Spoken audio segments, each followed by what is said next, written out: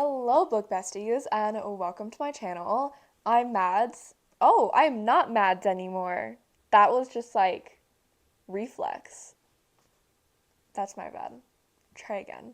I'm Maddie, and I cannot believe that it's the end of January. January was both so long and so short, I can't really figure out which it was. But I will say, I had an amazing reading month in January. In fact, I am so glad that this is how I started out my year. So I read a total of, I believe, 10 books, if I can count. Not always guaranteed. 10 books in January, and most of them were a 4 or 4.5 star read. It was such an amazing reading month in both quality and quantity, and I honestly couldn't have asked for more. So let's dive into the books I read in January.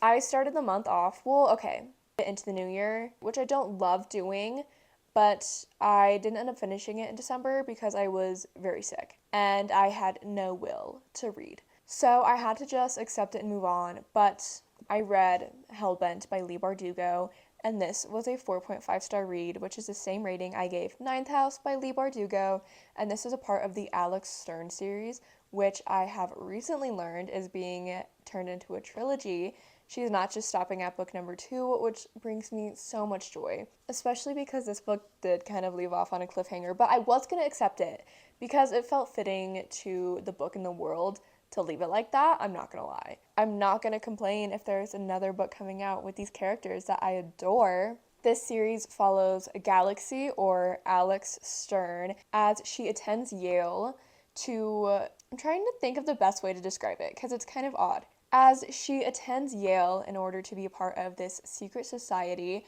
that keeps an eye on all the other secret societies at Yale. And each of these societies kind of has their own magic that they deal with. So it's things like necromancy or teleportation, turning into animals. They each have their own kind of magic. And Ninth House includes a thing to explain it, but I don't think Hellbent does. They don't. I have no examples. And I can't remember anything ever. So, what they call a Dante, and Darlington is her Virgil. He's supposed to lead her through overseeing these and performing the Ninth House business. But in book 1, Darlington goes missing. And in this book, Alex is determined to find him. So, her and Dawes go off to find him. There's a lot of creepy rituals, and they have to get a group together, and I just love them. I just love these books. They're so atmospheric and dark and creepy. They're adult dark academia horror books, which is such a turn from the Grishaverse, and I love it.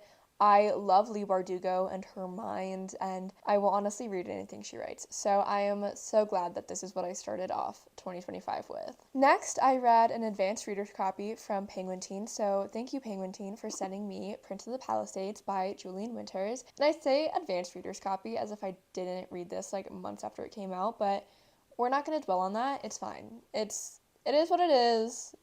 We're fine. But this follows a prince from this country called Reverie, as he kind of makes a mistake, and that mistake gets blasted all over the internet. So, in order to prove to their country that he is the prince that they need, his parents send him to a private school in California where his mom was raised. And here he kind of starts to find himself and fall in love, and he starts to realize that maybe the prince that he wants to be isn't what is exactly expected of him, which I love. And my favorite thing about this book is how it is so casually queer. Like, he's gay and it's just accepted, it's known.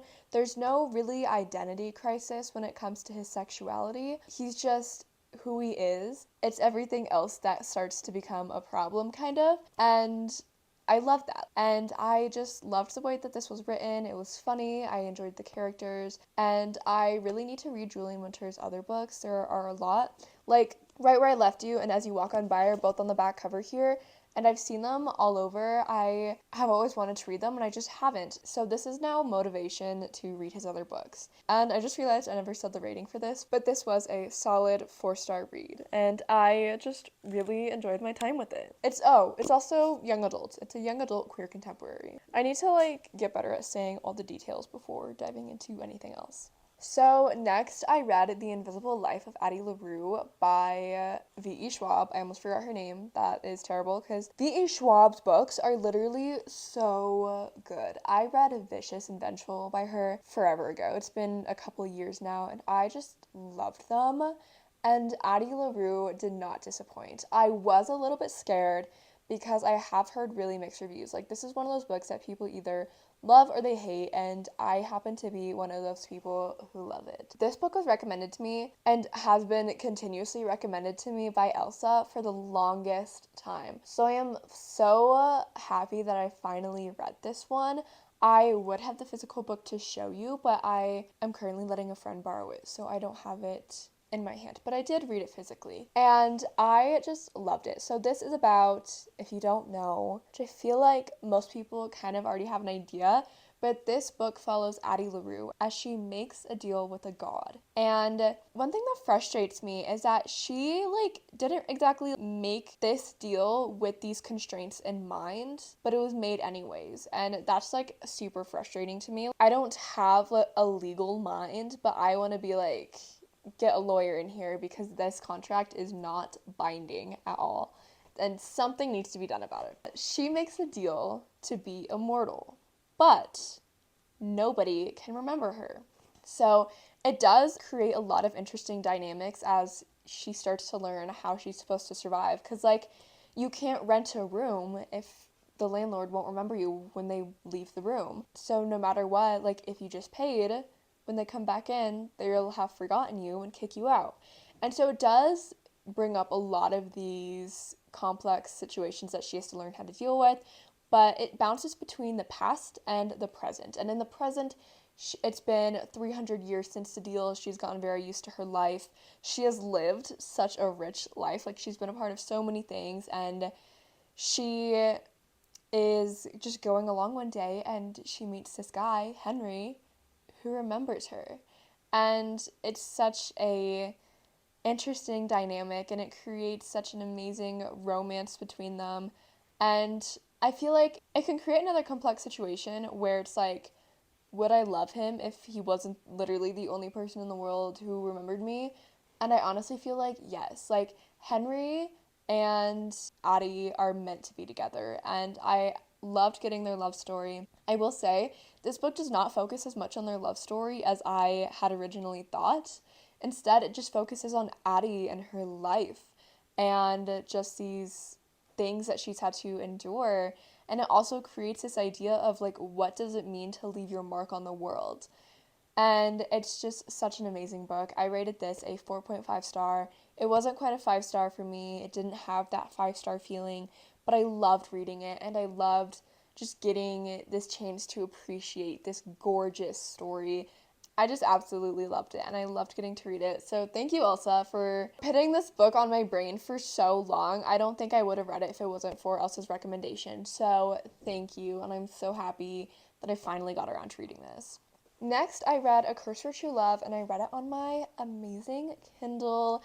This one was a part of a reading vlog. If you want to go check it out, I read some books that were a part of some series that I needed to finish up. I guess I only finished one series in that video, but then I caught up on another, and then I got a little bit closer to catching up on another. So, A Curse for True Love was a part of that reading vlog, and this one's by Stephanie Garber. It's the third and final book in the Once Upon a Broken Heart trilogy, and I really enjoyed it. I rated this one a solid 4-star. I genuinely thought that I wasn't going to like it. I really did enjoy Once Upon a Broken Heart, but I didn't love A Ballad of Never After. I think I rated that one a 3.5. Looking back, it might be... No, I think 3.5. I think 3.5 is solid. It just wasn't my favorite, and I have heard that most people didn't like reading A Curse for True Love. I've heard really bad things about A Curse for True Love, and that made me scared to read it, justifiably so. So when it was time to read this, I was just scared. I thought I wouldn't like it, but I read it and I really did enjoy it. Ballad of Never After leaves off on a crazy cliffhanger, and A Curse for True Love just picks up right from there. I was so interested in how things would play out after this crazy plot twist, and I really did like how everything went. I do think some scenes and ways that things happened could have been done a little bit better, and I do think a lot of things were left unexplained, and the ending was a little bit too happy-go-lucky after everything that they had been through, but I honestly still really enjoyed it. I loved Jax and Evangeline's relationship and the dynamics that got introduced into this book, and it was just a fun time. I love Stephanie Garber's world and writing. It just feels like such a fairy tale, so getting to read it again makes me so happy, and I'm so happy that Stephanie Garber's coming out with another book, especially because I have finished Caraval and I finished Once Upon a Broken Heart, and so I'm literally all caught up on her books. So that would be depressing if it wasn't for the fact that she is coming out with another one. So I get to live for that, and I get to be happy that I have finished up another series that I started. The next book that I read, a part of that reading vlog, is Percy Jackson and the Wrath of the Triple Goddess. This one was also a solid 4-star read. I think my nostalgia heart wants me to rate it a higher rating, but I stand by that these books, these continuation books of the Percy Jackson series, are entirely unnecessary and they're a little cheesy, but they're Percy Jackson, and getting to see Percy do Quest for Gods in order to get recommendation letters in order to go to New Rome University with Annabeth makes me happy. It's just so domestic, and I love getting to see more of them, especially because Annabeth and Grover are so open to going along with him on these. I think because they know they're not going to be like a high stake war like the last two things that they've done. They just know it's going to be a fairly simple quest that they should help Percy on because Percy is their guy. So I just had a really fun time reading it, and I'm not going to say what the quest is because I didn't know going into it, and I think you should go into it blind as well if you're going to read it. So I won't describe that, but I did think it was just very domestic, very cute. We get to see Sally in this one being her little writer self, and it's so cute and it's fun. And I don't really have any other complaints about it. It's Percy Jackson, and I am just so happy to be getting a little bit more of them, and it kind of feels like a fan fiction reading it, but it's like an official published fan fiction, so it's okay. Next, I read Jujutsu Kaisen Volume 15, which is The Shibuya Incident Transform by Gege Akutami. And I don't really rate my manga, but this one was insane. So this one I kind of read a little bit in that reading vlog just because I had it. And this one makes me so sad because a character that is very near and dear to my heart dies in it, and Jujutsu Kaisen is known for the characters having no plot armor. Literally anybody in this book is up to die. And I am well aware of that, and I've seen the anime, and this scene in it is in the anime, so I've literally seen the death already, and I knew it was going to happen, but still getting it and getting the background story chapters, which, if there's a background story happening, you know they're gonna die. It just kills me to think about, and I think this is probably the most emotion I felt while reading a manga yet. And it's definitely because of that death. But I still don't really rate my manga. I don't really know how to rate them. I love Jujutsu Kaisen with my entire being. Next, I read The Pumpkin Spice Cafe by Laurie Gilmore. This was the final book in my reading vlog, and this one is a little bit weird. So I read the third one in the series first, but they are interconnected standalones. And the third one's A Christmas Tree Farm. I wanted to read it for Christmas, so you can't blame me. So I decided to go back and read this first one, and I had a fun time. It was a solid 3-star read. Not my favorite. I enjoyed A Christmas Tree Farm a lot more. But this follows Jeannie, whose aunt just gave her Pumpkin Spice Cafe in the town of Dream Harbor. Her aunt is gonna go off gallivanting and just be happy and retired, and just kind of leaves Jeannie to it. And kind of she's not starting her own business, but she's taking over this business that she kind of has no idea what she's doing for. So it's kind of a lot, and she's wanting to fit into this town because she's like, this is my home now, I might as well make it my home. And she definitely struggles a lot with that. And in comes Logan. And Logan has grown up in this town. He loves this town, but he swears to stay out of the drama. He doesn't want to be involved, especially after this really embarrassing incident that happened in front of the entire town last year. He just wants to be away from it all. But he meets Jeannie, and he kind of catches feelings. And I will say my biggest problem with this book is probably the fact that they fell in love within a month of knowing each other.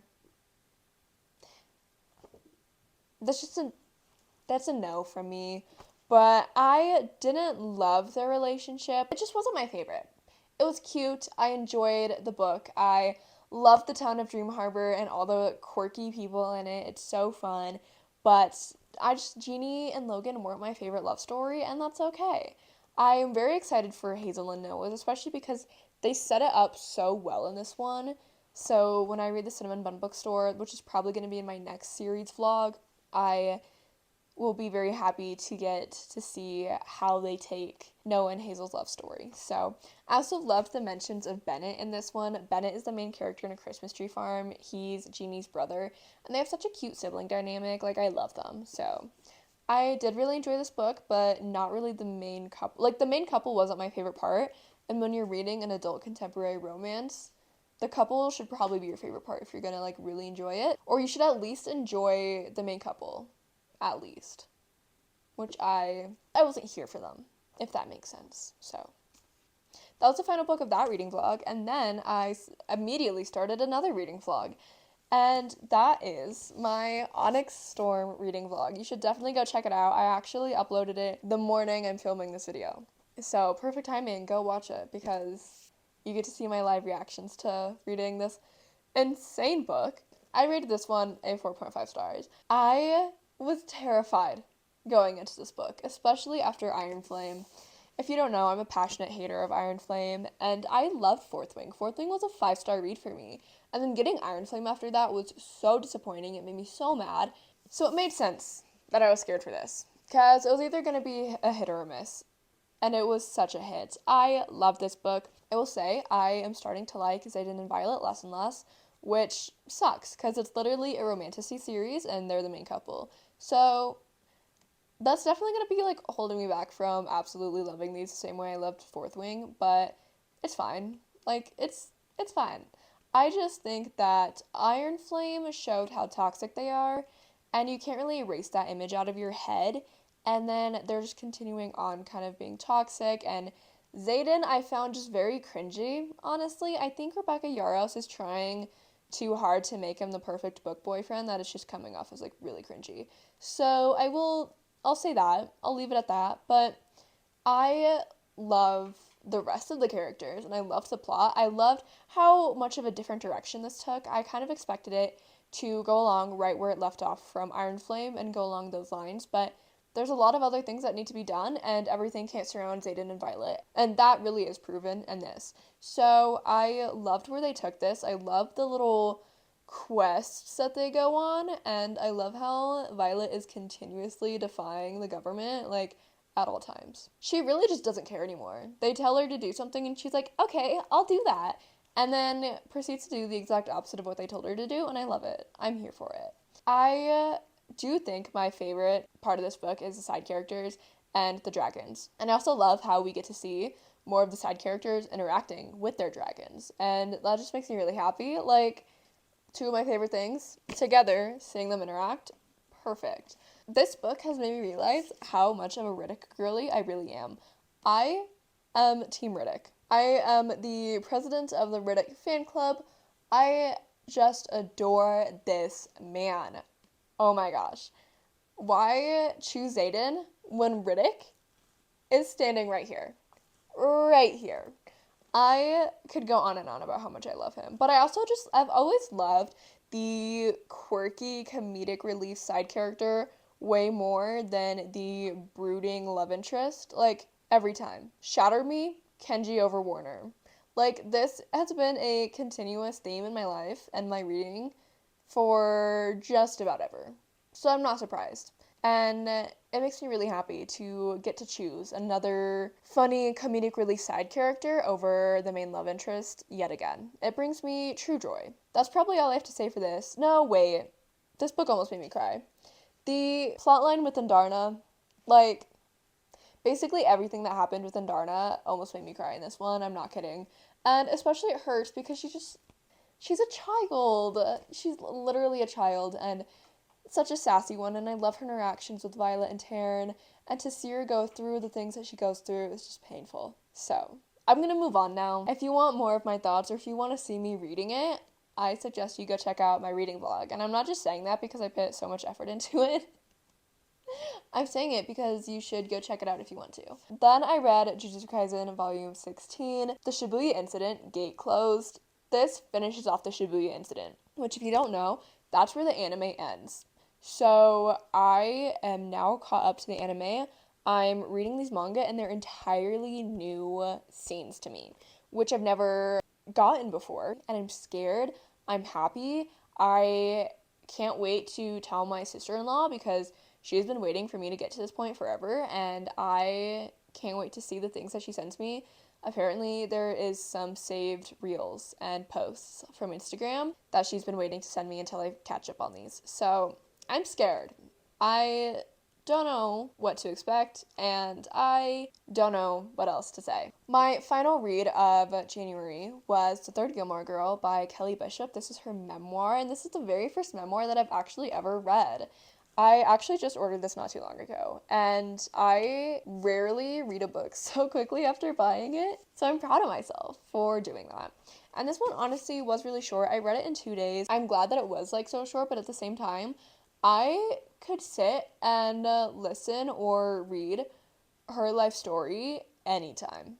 This was so good, and I'm so glad that this was my first experience with the memoir because it was just so good. So if you don't know, Kelly Bishop plays the mother in Gilmore Girls, and I feel like her character, Emily Gilmore, is either hated or loved. And I personally love Emily Gilmore, but it is very interesting to see the person behind the character because obviously she isn't Emily.